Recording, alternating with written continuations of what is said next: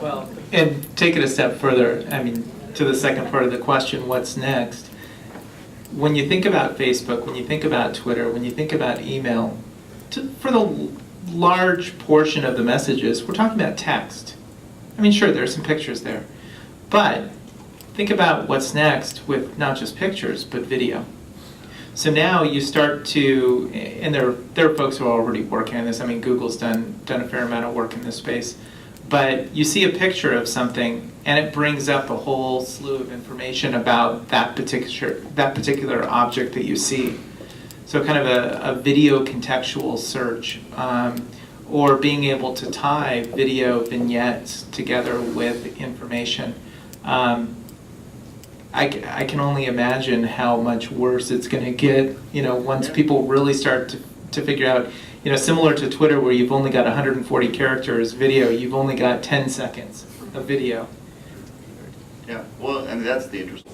So I just on the transaction side, rather than looking at the social side of it, I think it is vitally important, and it's going to be so important in the future in facilitating transactions, especially where you have a buyer, maybe say a buyer in China looking for something that's only available from a seller in Finland. We do see those transactions taking place, and it's all facilitated through networks, not only through the internet, but through individuals that then have access to these people and are able to facilitate those transactions.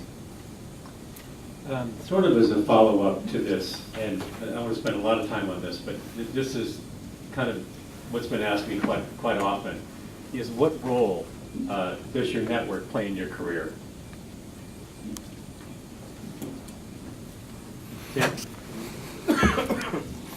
Well, having worked with a couple of organizations recently in this space, I can say firsthand that it's entirely vital to leverage the network. I mean, when you talk about how you connect with your business partners, with your next opportunity, with your customers, the network is going to become even more important. Now, when you think about your career specifically, more and more organizations, and I know this is going to make people just cringe, but more and more organizations are actually making specific requests that when you apply for a job, what does your Facebook profile look like?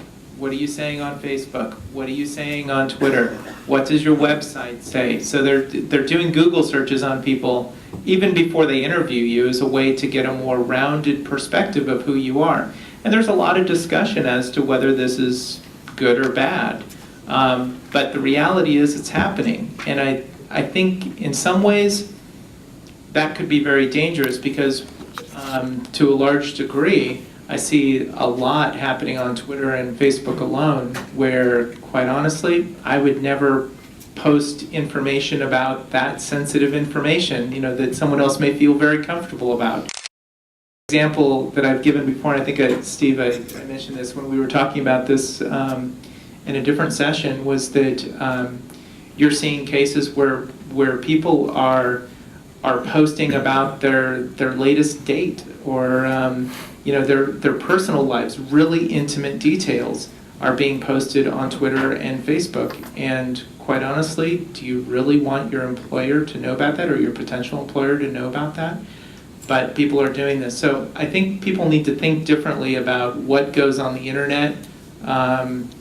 There's even more that you could say about that on what you search on too, because search engines do keep histories of what you put in that search box, and they do tie it back to you, and a lot of people don't realize that. So I think we need to be thinking differently about what we share and how we share it, for sure. And it will affect our professional careers, no question. So I think the way you network and the way you sales calls, everything. I mean, you don't walk into a meeting, whether it's a customer, partner, a new job, whatever else, you just don't walk into a meeting underprepared. I mean, whether it's LinkedIn or Google, that's what you spend your time looking at before in order to prepare for a meeting. So I think it's really changed, and that's, it's changed for the better. I do think it's public and it should be public.